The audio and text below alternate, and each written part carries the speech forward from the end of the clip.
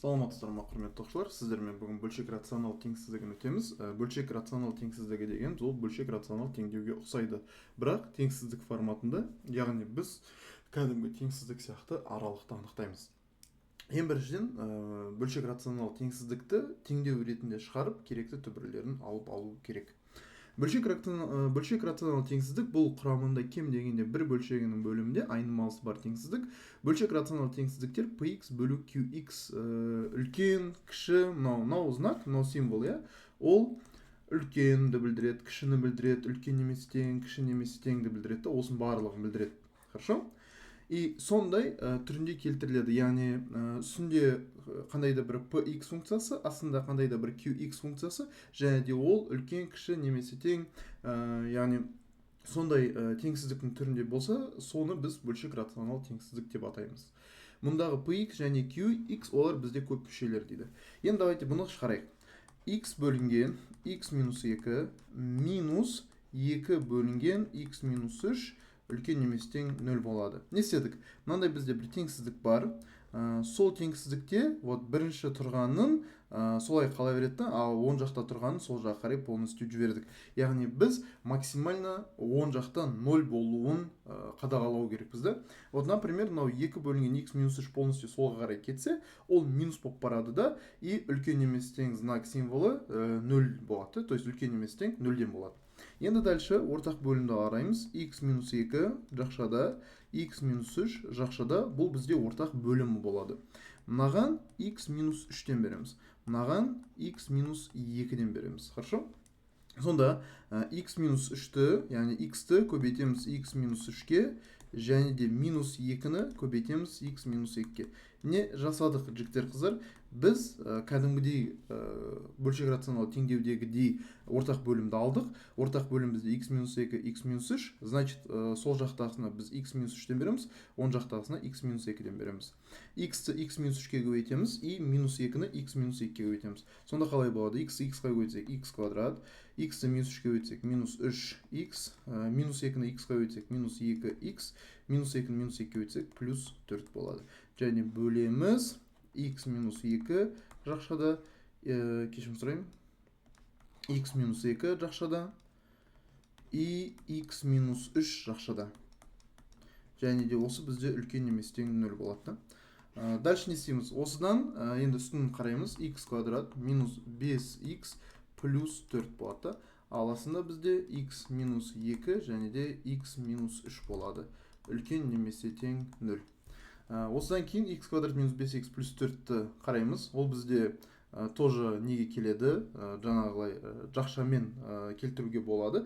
Бірақ былай жасайық, квадраттық теңдеу болсын, или жалпы бізде осындай бір теңсіздік болсын, оның түбірлерін главный алып алу керек. Давайте бірінші үстіндегісін түбірлерін алып алайық. Давайте бір қайталап жіберейін. Не жасадық?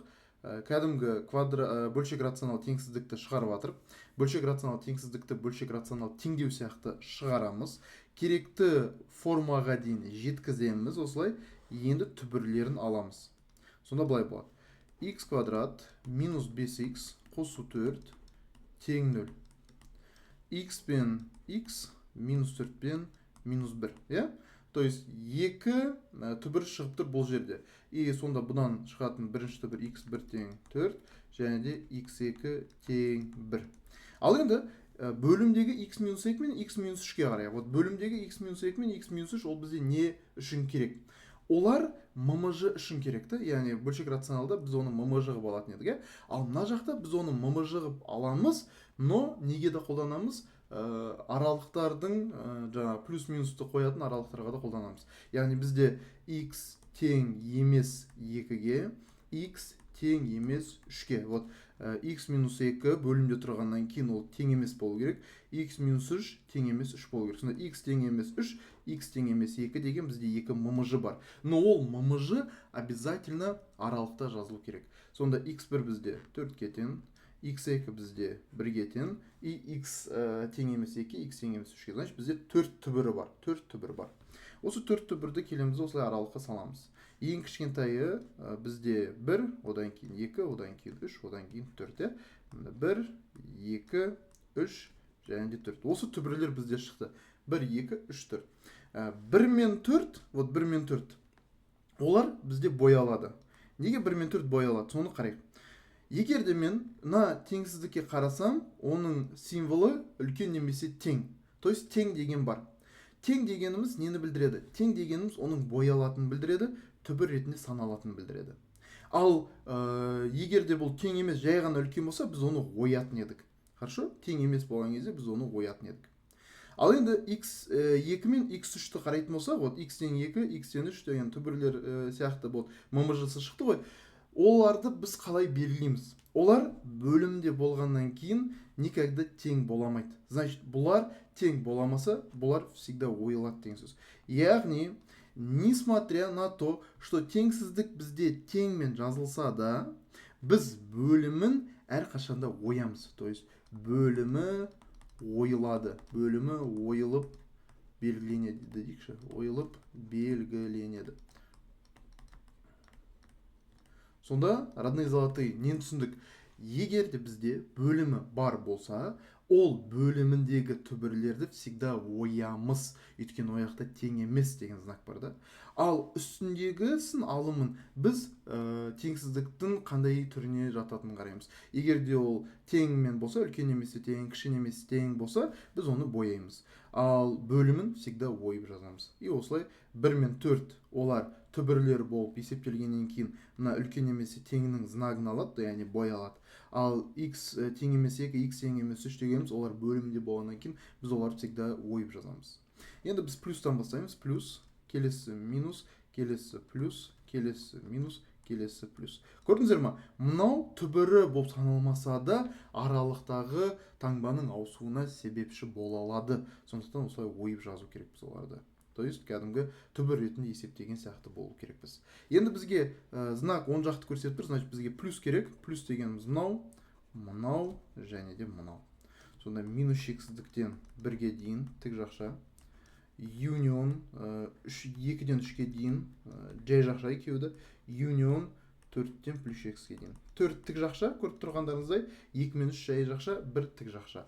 Шексіздіктер олар всегда жай жақша. Неге 2 мен 3 жай жақша? Өйткені олар ойылып тұр. Хорошо? Осыған қатысты көп есеп шығарайық, практика жасайық, сол кезде түсініп кетесіздер деген ойдамыз. Келесі. Теңсіздіктерді шешіңіз дейді. Теңсіздіктер шешіңіз. x-1 бөлінген x и x-3 үлкен нөлден. Мынау теңсіздікте уже сразу түбірлерін ала берсек болады. Үстіндегісін түбірін қарайтын болсақ, x-1 тең 0.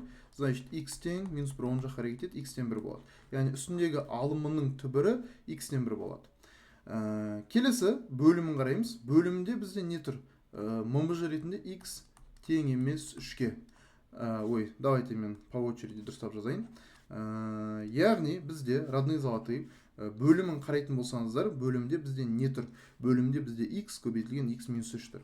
Біз сол x көбейтілген x-3-ті дұрыстап келтіру керекпіз. Яғни қалай болады? x тең емес 0, x-3 тең емес 0. Сонда x тең емес 3 болады.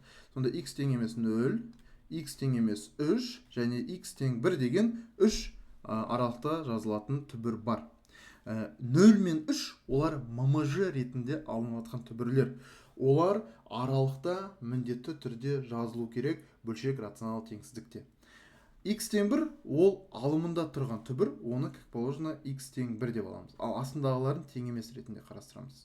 Енді аралыққа сызамын. Менде қандай түбірлер бар? Менде 0 бар, менде 1 бар, менде 3 бар.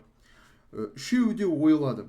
0 мен 3 ол понятно, не үшін ойылатын? Өйткені ол бөлімде тұр, ол всегда тең емес, сол всегда тең емес болғаннан кейін ол ойылады. Ал 1 дегеніміз ол алымында тұр, ол тікелей мынаған байланысты қойылады. Алымдағы тұрғандардың боялуы немесе ойылуы тікелей мына символға байланысты. Сонда бұл бізде жай ғана үлкен болғаннан кейін біз оны бояймыз осылай. Хорошо? Бояп қоямыз осылай. Жақсы, келесін қараймыз. Сонда плюс-минустарын орналастырсақ, плюс, келесі минус, келесі плюс. Ойбай, мен шатасып кеттім, мынау ойылады. Кешіңіздер, мынау ойылады. Өйткені жай ғана не тұр ғой, родные, жай ғана үлкен деп тұр ғой, сондықтан кейін ол ойылады. Жақсы? Егер тең болған кезде біз бұны бояйтын едік. Сонда плюс, минус, плюс, минус. Бізге не керек? Үлкен нөлден керек. Значит, плюс керек. Мынау болады и мынау болады. Сонда получается 0-ден 1-ге дейін жай жақша. Union 3-ден плюс x'ге дейін жай жақша. Сонда осылай болады. 0-ден 1-ге дейін и 3-ден плюс x'ге дейін. Думаю, түсіндіре алдым, ешқандай қиындығы жоқ. Келесін өтейік. X минус 7 кіші x минус 7 бөлінген x плюс 8 кіші 0-ден. X минус 7 тең 0 дейміз. Дайте қызылмен жазайын. X минус 7 тең 0 дейміз. Сразу үстіндегісін түбірін алып аламын. Сонда x тең 7-ге бізде түбір шықты. Біріншісінің түбірі бар. Астындағы қараймыз x плюс 8 тең 0-ге. Тең емес 0-ге. Сонда x тең емес минус 8-ге. Не істедік? Алымын, яғни x минус 7-ні біз кәдімгі теңдеудің түбірі ретінде аламыз. Астындағы бөлімін біз ммж ретінде аламыз. Бірақ екеуінде аралыққа саламыз. Сонда кішісі минус 8, үлкені 7. Плюс, келесі минус, келесі плюс. Екеуі де ойылады. Не себепті ойылады? X плюс 8 астында тұрғаннан кейін ол и так ойылады. То есть x минус 8-дің түбірі ол всегда ойылады. Өйткені астында тұр.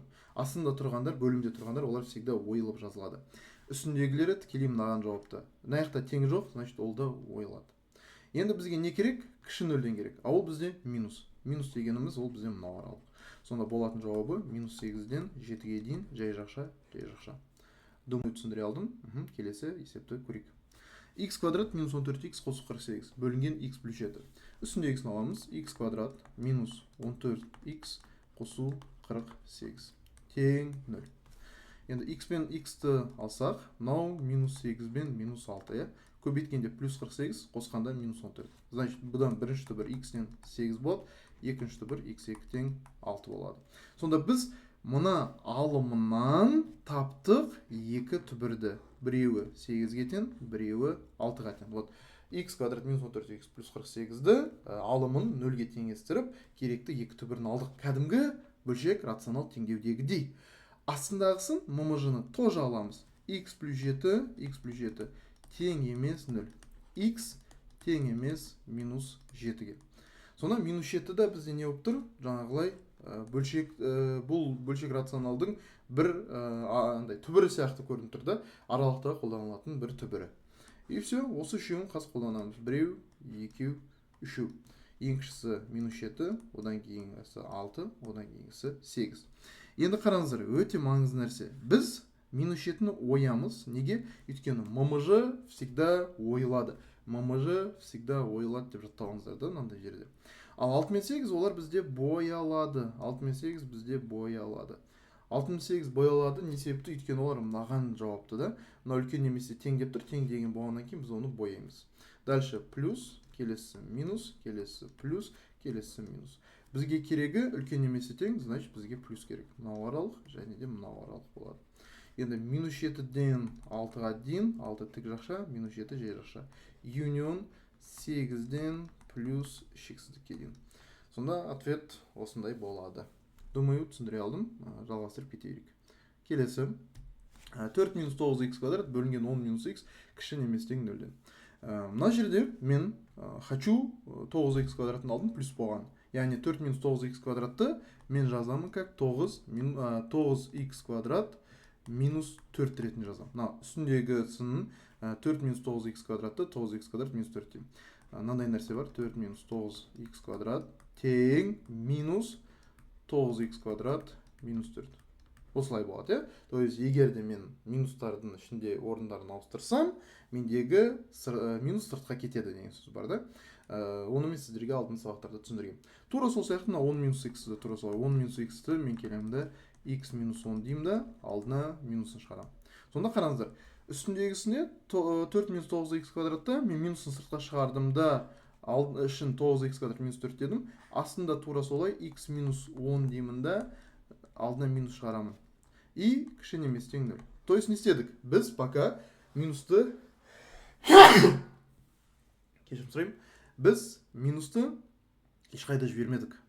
Просто минустарды алдына шығардық. А минус бұны b минусқа айналдырып, алдына минус шығардық. Сонда 4 минус 9x квадратымыз 9x квадрат минус 4 болды, алдына минус шықты. 10 минус x-іміз x минус 10 болды, алдына минус шықты. Мынау минус пен мынау минус қысқарып кетті.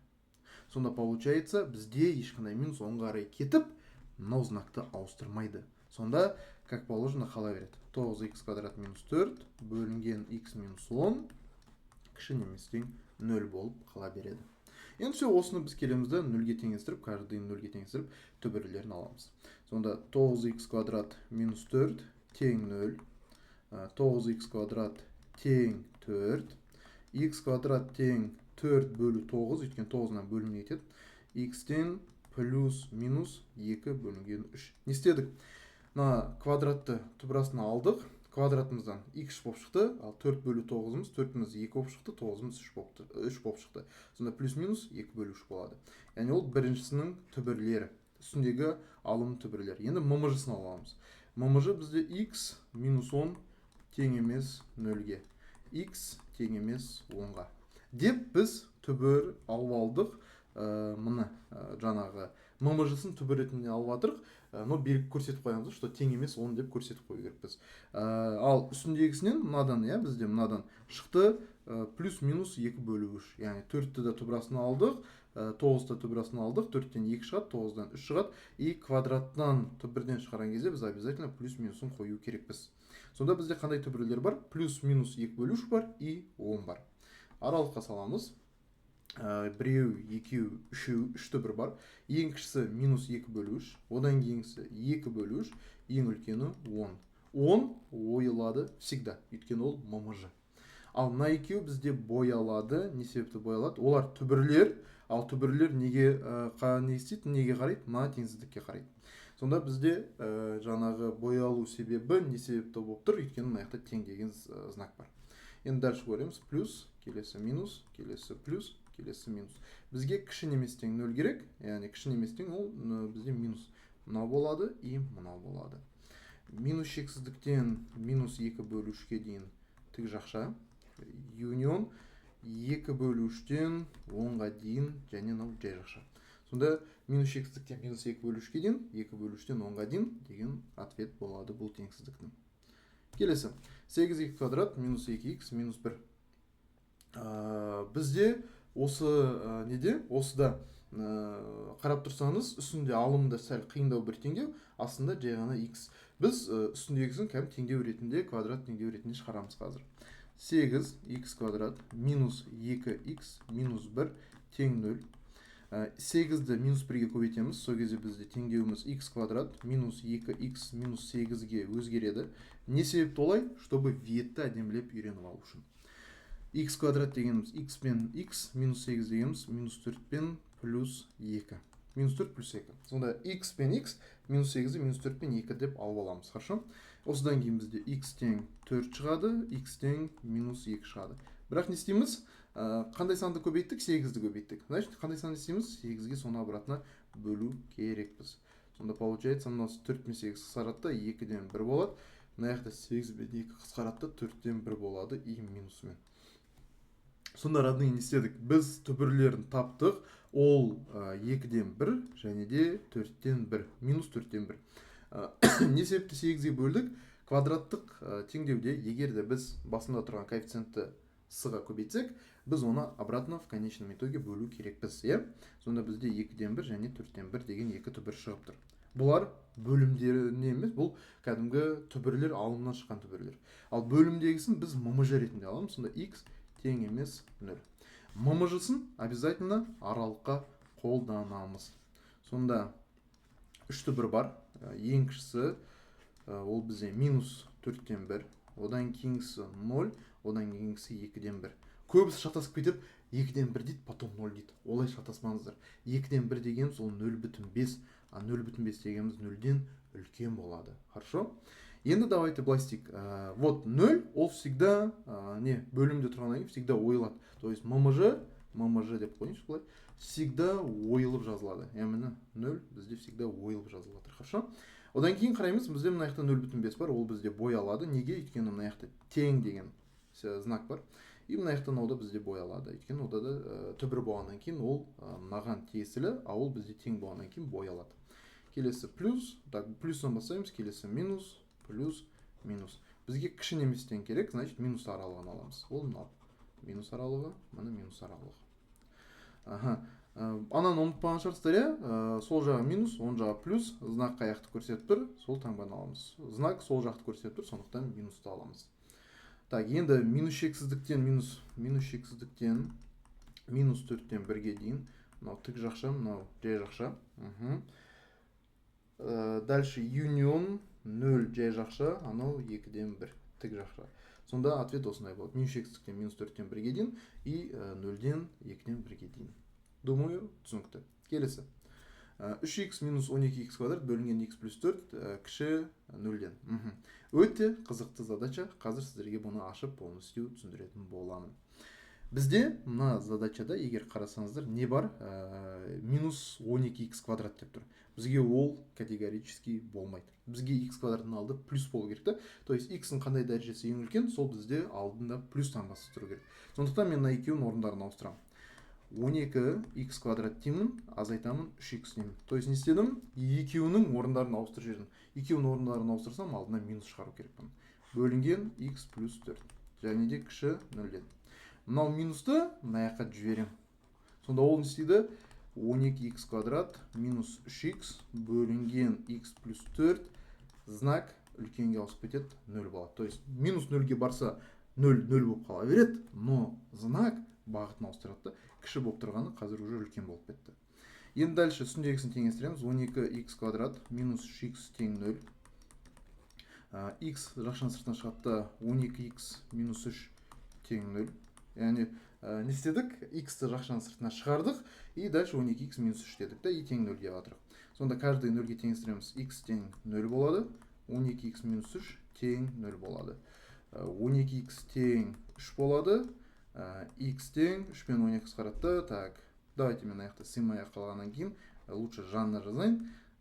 X тең 3 бөлу 12 болады. Ауыл дегеніміз 4-тен 1.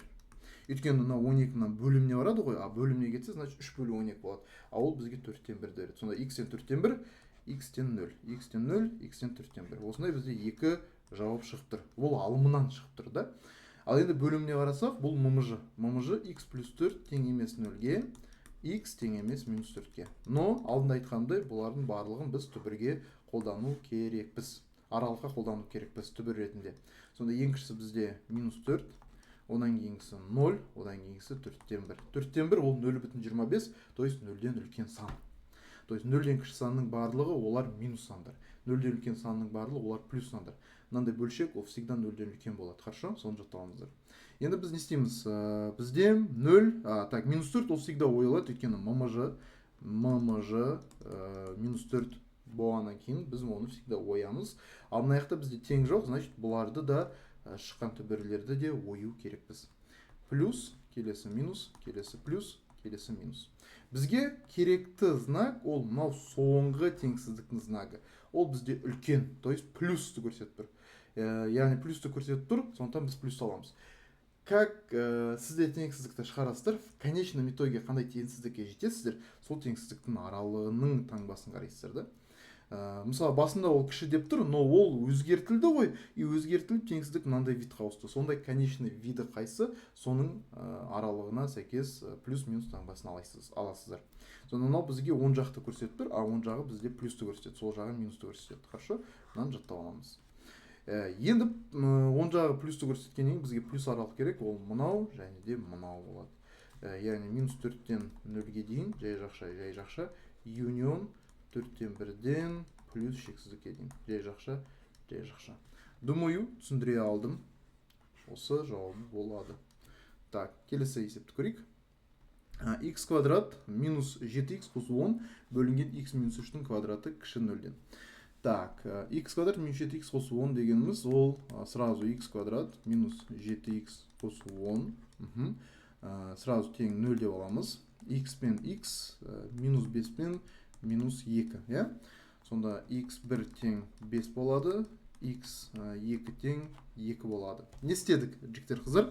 Біз түбірлерін алып алдық. Ол 5 және де 2. Яғни алымда тұрғанын, үстінде тұрғанын біз 0-ге теңестіреміз да, керекті түбірлерді аламыз. Ол менде 5 пен 2 шығады. Астын қараймыз, x минус 3-тің квадраты. X минус 3 тең 0 болады. и x тең емес, өйткені ол ммж ғой. ммж болғаннан кейін қайдан білеміз ммж екенін? Ол бөлімде тұр. Бөлімде тұрған всегда ммж, и біз оны тоже нөлге тең не істейміз, осылай тең емес деп жазамыз, и соңында бізде x тең емес 3 болады. Бірақ бір қызықты маңызды момент бар. x минус 3-те шекесіне не тұр? 2 тұр, то есть квадрат тұр. Мен де бұның шекесіне обязательно 2-ні қою керекпін. Мақсаты жұп дәрежелі жақшалардан шыққан түбірдің ответі 2 рет сызылу керек деген сөз да. Сондықтан да мен шекесіне 2-ні қоямын осылай. Аралықты белгілеймін, одан кейін керекті түбірлерін орналастырамын. 2, одан кейін 3, одан кейін 5, және 3-ті мен 2 рет сызу керекпін осылай. 3 менде ммж болғаннан кейін всегда ойылады. 2 мен 5 тоже бұл жағдайда ойылады, өйткені олардың знагында тең жоқ, просто кіші ғана. Плюс минустарын қойып шығамыз, плюс келесі минус, 2 линия болғаннан кейін ол бізде минус болып жалғасып кетеді. И келесі бізде плюс болады. То есть 2 рет сызылатын болса, ол таңбасы, то есть плюс минусы ауыспайды. Қалай бар, солай жалғасып кете береді. Тек бір линия болған кезде, вот мына бір линия плюс минусқа или же минус плюсқа ауыса береді. 2 линия ауыспайды, жалғасып кете береді. Хорошо? Теперь бізге не керек? Кіші нөлден керек. Кіші нөлден дегеніміз ол не бізде? Минус. Сонда минус аралық бізде мынау және де мынау. Минус кіші нөлден это минус осы аралық. Сонда 2-ден 3-ке дейін болады жай жақша. Union 3-тен 5-ке дейін болады жай жақша. Думаю, түсіндіре алдым. Жалпы бізде осы именно мына теңсіздікке қатысты ответ ретінде осы болады. Так, келесі. X квадрат минус 3x плюс 2 бөлінген x минус 4-тің квадраты. Тура сол логика сай. Бірінші x квадрат минус 3x плюс 2-ні тең 0 деп алып аламыз. X пен x дейміз, минус 2 мен минус 1 дейміз. Сонда мынадан шығатын ответ x тең 2, мынадан шығатын ответ x тең 1. Яғни осында бізде түбірлері шығады. Түбір, бұл түбір. Бұл жауаптың мәні ретінде болатын түбірлер.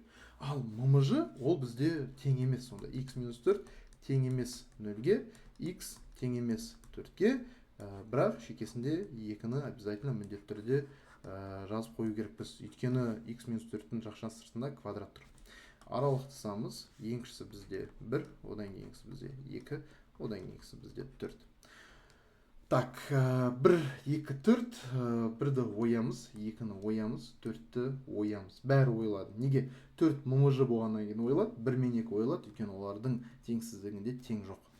Плюс, келесі минус, кешірім сұраймын, қателесіп кеттім. Неге? Өйткені 4-ті 2 рет сызу керекпін ғой. 4-тің шекесінде 2 бар, өйткені ол жұп дәрежелі жақшада тұр. Сондықтан кейін мен оны 2 рет сызу керекпін. Сонда плюс, 2 рет сызылғаннан кейін плюс жалғаса береді. Плюс минусқа ауысады, минус наяқта плюсқа ауысады. Думаю, түсіндіре алдым. 2 рет сызылса, знакты плюсты минусқа или же минусты плюсқа ауыстырмайсыздар. Қалай есть, солай жалғасып кете береді. Енді бізге үлкен нөлден керек. Үлкен нөл дегеніміз бізде мынау аралық, плюс аралық, мынау үлкен плюс нөл, и мынау үлкен аралық. То есть нөлден үлкен сандар, олар плюс сандар. Или же қиналсаңыздар, бай қарасаңыздар болады. Оң жағы плюс, сол жағы минус, стрелка қаяқты көрсетіп тұр. Стрелка оң жақты көрсетіп тұр, оң жақ бізде плюс. Сондықтан біз плюс алып жатырық. Минус шексіздіктен 1-ге дейін, 1 жай жақша. Union 2-ден 4-ке дейін, 4 бізде жай жақша. Union 4-тен плюс x-ке дейін. Мен осындай бір әдемілеп үйреткен тұғым, мынау полностью боялып тұрса, вдруг мынау полностью боялып тұрса, боялған түрімен дальше до конца боялып кете беретін еді. То есть 2-ден плюс x-ке дейін ала алатын едім, я? Бірақ мынау ойылып тұрғаннан кейін мен оны не істеу керекпін? Жауап ретінде, жаңағы мынау менде ойылып тұрғаннан кейін мен оны жауап ретінде саналмайтын ойылып тұрғанын көрсету керекпін. Думаю, түсіндіре алдым. Давайте келесі есепті көрейік. X плюс 5 жақшада, одан кейін x минус 6 жақшада квадрат тең 0 дейміз. Сонда x плюс 5 тең 0 деп біріншісін түбірін аламыз. Сонда x тең минус 5 болады. Бірінші түбір осылай. Келесі x минус 6 тең 0, x тең 6 дейміз. Бұл екінші түбір. Шекесінде 2 бар, өйткені ода жақшасында квадрат бар. И ммж ретінде x плюс 1 тең емес 0 дейміз да, x тең емес минус 1 дейміз. Ол ммж ретінде алынған түбірі. Енді аралыққа саламыз. Ең кішісі бізде минус 5, одан кейінгісі минус 1, одан кейінгісі 6, 6 2 рет сызылады. Минус 1 ойылады, өйткені ол ммж всегда ойылады. Все, ммж минус 1-ді ойып тастадық. Одан кейін бізде минус 5 боялады и 6 тоже боялады. Өте маңызды нәрсе, 6 боялады. Не себепті? Өйткені олардың теңсіздігінде тең бар. Ол үстіндегі алымдағы түбірлер осыған зависят. Тең болса боялады, тең болмаған кезде боялмайтын еді. Енді плюс минустарын орналастырып қойық. Плюс келесі плюс болып жалғасады, екі линия болғаннан кейін келесі минус, келесі бізде плюс болады. Енді бізге үлкен нөлден керек, ал үлкен нөлден ол бізде плюс. Сондықтан плюс аралықты қараймыз. Мынау және де мынау. Енді аралыққа бәрін қойсақ, минус шексіздіктен минус 5-ке дейін, мынау тік жақша, мынау жай жақша, юнион жай жақша минус 1-ден сразу плюс шексізге дейін дейміз. Неге осылай ответ? Өте күшті есеп, чтобы сол моментті түсіндіру үшін әдемі шықты алдымыздан бұл есеп. Қараңыздар, мен плюс аралықтарды алып жатырмын. Мынау плюс аралық, мына плюс аралық и мына плюс аралық. Мынау минус шексіздік бізде. И минус шексіздіктен минус 5-ке дейін. Вот, минус шексіздіктен минус 5-ке дейін. И бұл бізде плюс аралықтың ответті болғаннан кейін біз оны минус шексізден минус 5-ке дейін деп алдық. Минус 5-ті тік жақшамен жаптық. Это нормальный нәрсе. Енді почему біз 1-ден 6-ға дейін, 6-тан плюс 6-ке дейін деп жауабын алған жоқпыз? Неге? Өйткені минус 1-ден 6-ға дейін деп 6-дан плюс 6-ке дейін десек, ол жаңағы жауабының логикасы өзгермей қалады. Неге? Өйткені мынау боялған түрінде дальше да боялып кете береді. То есть, например, міне боялды ответ ретінде болады. И 6 да боялып тұр. То есть, мынау боялғаны жалғасып кетіп жатыр. То есть, мен минус 1-ден қалай бастадым, менде үзіліс жоқ. Үзіліс жоқта ол плюс шексізге дейін кетіп жатыр. Сонда минус 1-ден 6-ға дейін, 6-тан плюс шексізге дейін десем, вот, например, минус 1-ден 6-ға дейін, және де 6-дан плюс x'ке дейін десем, это банально вот этот ответ. Просто 6-ны біз ойып тастап жатқан жоқпыз бұл жерде. 6 ойылатын болса, мынау жай жақша болу керек еді. Ал 6 бізде бұл жерде боялып тұрғаннан кейін, біз оны ойып тастай алмаймыз. Біз оны наоборот ответтің ішіне кіреді деп, минус 1-ден до конца бояп, плюс x'ке дейін деп ответін көрсетеміз. Сонда минус 1-ден плюс x'ке дейін болады ответ. Боялып тұрса, ол боялғаны мен жалғасып, плюс x'ке дейін кетіп жатыр деген мағынада. Думаю, түсіндіре алдым. Келесін қарайық. Так, екі есеп қапты, екі есебін әдемілеп шығарып тастайық. X плюс 4 тең 0, x тең минус 4. X квадрат минус 16 тең 0, x квадрат тең 16. X тең плюс минус 4. Тең емес. Родные золотые, смотрите. Мен егерде на алымына қарайтын болсам, ол менде x плюс 4. X плюс 4. Енді мен оны алдында жаңағы түбір ретінде алып жатырмын. X тен минус 4 деген менде бір түбірі шықты. Астына қарайтын болсам, x квадрат менде минус 16 деген бөлімде тұр, және мен оны ммж болғаннан кейін тең емес 0 деп алып жатырмын. И сонда менде x квадрат тең 16, и x тең, то есть x квадрат тең емес 16, x тең емес плюс минус 4 еді. То есть бұның мағынасы x тең бола алмайды 4-ке, x тең бола алмайды минус 4-ке. Енді маңызды бір момент. Біз үстіндегі алымында, және де бөлімінде, астындағы бөлімінде екеуінен де бірдей ответті алып тұрық, бірдей түбірді алып тұрық. Минус 4 наяқта да бар, минус 4 наяқта да бар. Енді, чтобы мен бұл задачаны ответі дұрыс шығу үшін не істеу керекпін? Қатты түсіндірем. Мынау минус 4-ті және мынау минус 4-ті екі түбір ретінде есептеп, біз оның бөлімдегісінің, именно бөлімдегісіне мен қолданам, шекесіне 2 қоям. Неге? Минус 4 деген түбір 2 рет кездесіп жатыр түбір ретінде. Міне мына жақта 1 рет кездесті, ммж-да 2 рет кездесті, значит, ол жұп дәрежелі жақшаға, то есть жұп дәрежелі түбірге жатады. Мен айтып едім ғой, количествосы жұп болса, ол жұп дәрежелі түбірге жатады. И мына минус 4-ті де жұп дәрежелі түбірге жатқызамыз. Сонда бізде екі түбір бар. Ол минус 4-та 4, Үшті бір емес. Неге? Өйткені минус 4, и мына жақта да минус 4. То есть один и тот же түбір екі рет қайталанып тұр. Сондықтан да біз мына минус 4-ке екі рет сызамыз. Хорошо? Минус 4-ті екі рет сызамыз. Енді смотрите, бізде мына жақта кіші немесе тең деп тұр. Вот кіші немесе тең деп тұр. Негізі мен мына x1 тең минус 4 дегенге, минус 4-ке мен негізі бояп салу керекпін да, негізінде. Но ол менде мына ммж-да кездескеннен кейін, менде ол ммж-да кездессе, все, автоматом түбір ретінде боламайды, сондықтан автоматом ол ойылады. Вне зависимости от того, что ол алымында тұрып, мына жақта мынандай тең деген теңсіздіктің знагы болса да, мен x тең минус 4-ті ою керекпін, потому что ол астында ммж-да да кездесіп жатыр минус 4. Яғни ммж-дағы минус 4 ол басым, ол авторитетнее, да? Сондықтан да мен минус 4-ті осыған қарап таңбасын қоямын да, мына жақта ойылама, боялама деген сияқты. И мынау 4-ті бізде ммж болғаннан кейін ол ойылады. Плюс 4-ті бізде ммж болғаннан кейін ол ойылады. Енді қараңыздар, 4 ол қалай айтсам болады, ойылып тұр. 4 бізде ойылып тұр.